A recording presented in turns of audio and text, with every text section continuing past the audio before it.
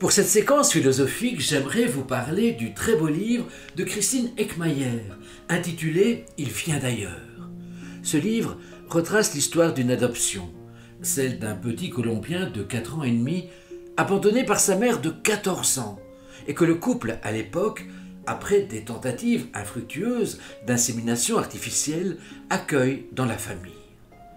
L'histoire rêvée, fantasmée, ne se révèle pas finalement aussi idyllique qu'imaginé. Très vite, le couple constate que les obstacles sont et seront nombreux.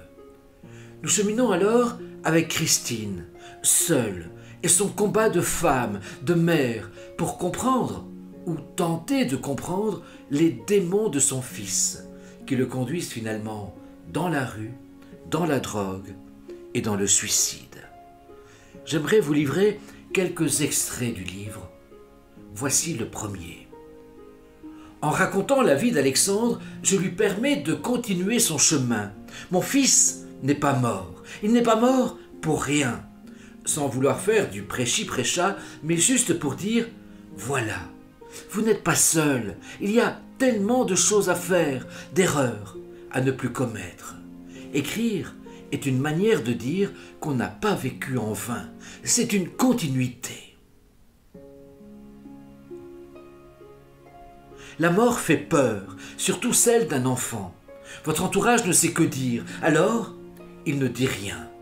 La mort par suicide, de surcroît, semble contagieuse.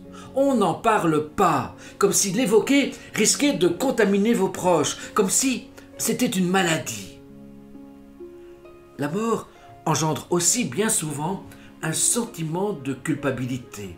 Là encore, a fortiori s'il s'agit d'un suicide. Christine écrit cette phrase, particulièrement aiguë si je puis dire. Au début, les premiers jours, je voulais aller trouver la police en lui disant « Mettez-moi en prison, je dois être privé de liberté, j'ai tué mon fils !» Faire le deuil, une expression, dit-elle, qui n'a pas de sens. Faire, comme une action, faire la vaisselle, faire son jardin. On ne fait pas un deuil, c'est le deuil qui nous fait. Du jour au lendemain, on devient quelqu'un d'autre. On passe d'un état à un autre sans choisir. On se débat comme on peut, avec plus ou moins de temps.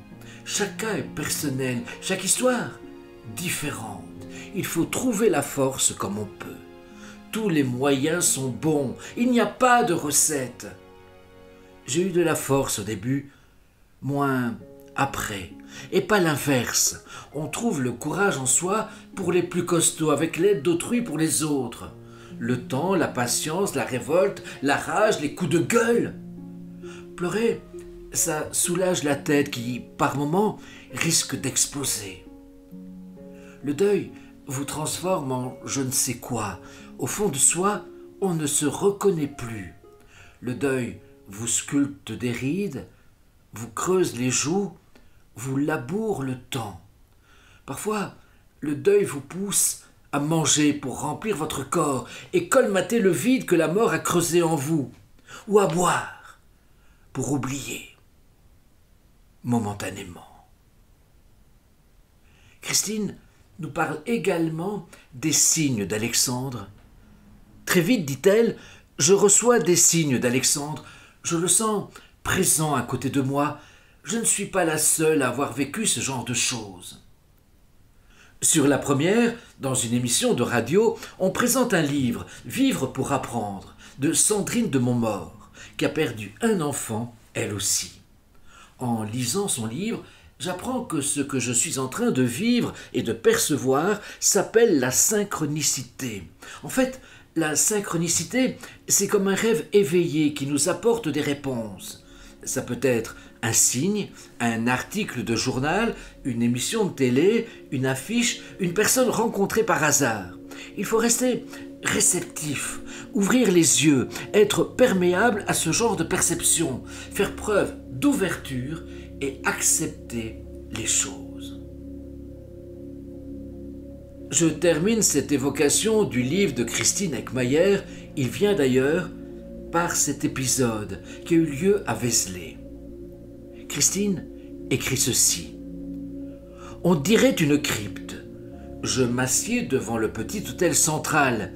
J'en perds presque l'équilibre. Une icône d'une Vierge à l'enfant est posée sur un chevalet. Je pense à elle, la Vierge, sans idée religieuse ou de prière, juste une pause pour me ressaisir un peu. Je vois en elle la maman. Elle a dû en avoir des soucis, avec ce fils différent des autres, parti en chemin durant 3 ans. Elle a dû en verser des larmes, de ne pas savoir où il était, pour finalement le voir s'éteindre dans la souffrance, jusqu'à la mort. Je pleure, j'étouffe, moi aussi noyé dans mes larmes. Jusqu'à présent, je m'étais retenu, les vannes ont lâché sous la poussée de mes pensées. Je suis comme toutes ces mères impuissantes devant le corps inerte de leur enfant. Je suis l'une d'elles, une maman désenfantée.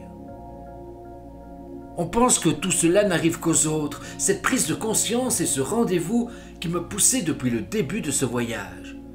Il était là, un rendez-vous avec moi-même.